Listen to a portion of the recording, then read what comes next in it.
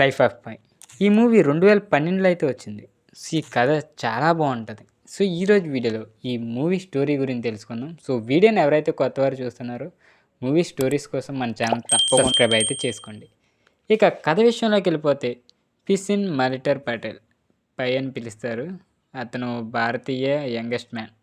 పై చిన్నప్పటి నుండే కొంచెం చాలా చురుగ్గా ఉండేవాడు. అతని తండ్రి పాండిచ్చేరిలో ఒక జూ పార్క్లో అయితే నిర్వహిస్తూ ఉండేవాడు.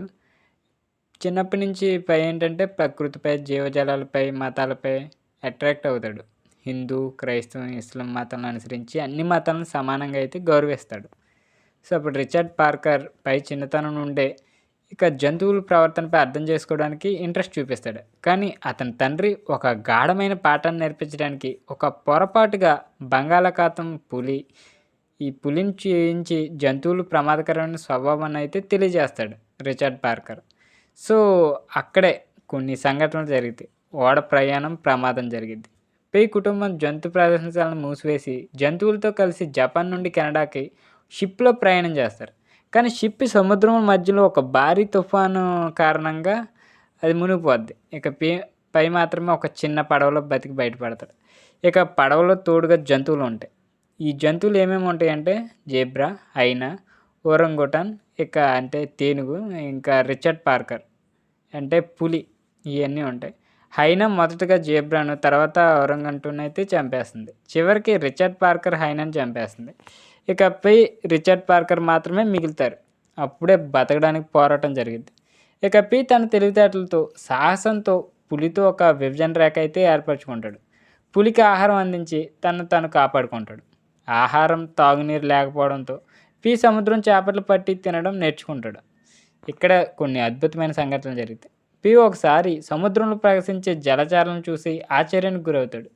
అతను ఒక విచిత్రమైన ద్వీపాన్ని కనుగొంటాడు. ఆ ద్వీపం మొదట బహుళంగా కనిపించినా అది రాత్రిపూట ప్రాణాంతకమైనదని తెలుసుకుంటాడు. ద్వీపాన్ని విడిచిపెట్టి పులితో ప్రయాణం కొనసాగిస్తాడు. ఇక అప్పుడే రక్షణ ఏర్పాటు. చివరికి 227 రోజుల తర్వాత మెక్సికో తీరం చేరుతాడు. రిచర్డ్ పార్కర్ పీను ఏమీ చూడకుండా అడవిలోకి వెళ్ళిపోతుంది. ఇది పీకి తీవ్రమైన బాధ కలిగిస్తుంది. ఎందుకంటే పులితో అతనికి ఒక అనుబంధం ఏర్పడింది. ఇది వాస్తవం లేకపోతే కల్పన అనిపిస్తుంది. పీని ఆసుపత్రిలో ఉన్నప్పుడు ఓడ మునిగిన ఘటనపై ఒక జపనీస్ బీమా కంపెనీ అధికారి పై ఉంటాడు కదా, వివరాలు తెలుసుకొని కోరతాడు. ఇకపై తన జరిగిన ఘటన చెప్పినా వారు నమ్మకపోవడంతో మరో కథను చెప్తాడు. ఈ కథలో జంతువుల స్థానంలో జేబ్రా స్థానంలో ఒక కుడిపోవు, హైనా స్థానంలో ఒక కుక్క, ఓరంగుటాన్ స్థానంలో ఒక తల్లి, పై తల్లి, రిచర్డ్ పార్కర్ స్థానంలో పీనే ఉంటాడు. ఈ కథ విన్న వారు నిర్ణయం తీసుకోవాలని చెప్పే జ్ఞానం కలిగిస్తారు. కథలో ఏది నిజమో నమ్మడం ఇక ఆడియన్స్ ఇష్టం. సో ఈ మూవీ ఒక మెసేజ్ ఓరియంటెడ్గా ఉంటుంది అండ్ విజువల్ వండర్ అనే చెప్పొచ్చు. లైఫ్ ఆఫ్ పై అనేది. సో ఇది సహనం, మనిషి యొక్క సహజమైన బతికే పోరాటం గురించి అయితే ప్రశ్నిస్తుంది. ఇక చెప్పిన 2 కథల్లో నమ్మకం ఏది అనేది ప్రతి ఒక్కరూ సొంత దృక్పథంతో అయితే నిర్ణయించుకోవాల్సి ఉంటుంది. దాదాపు 227 రోజులు బతుకు పోరాటం అయితే చేస్తాడు. సో మెక్సికో తీరానికి అన్ని రోజులు అయితే పడుద్ది. సో తన ప్రయాణం అనేది ఒక లైఫ్ ఆఫ్ పై అనే మూవీగా ఇది ఆవిష్కరించారు. మూవీ అయితే ఎక్సలెంట్ ఉంటుంది. ఒకసారి ట్రై చేయండి. మ్యూజిక్ కూడా బాగుంటుంది. సో మీలో ఎంతమంది మూవీని చూసారో కింద కామెంట్ రూపంలో తెలియజేయండి. వీడియో నచ్చితే తప్పకుండా లైక్ చేయండి. ఇలాంటి మూవీ స్టోరీస్ కోసం మన ఛానల్ తప్పకుండా సబ్స్క్రైబ్ అయితే చేసుకోండి.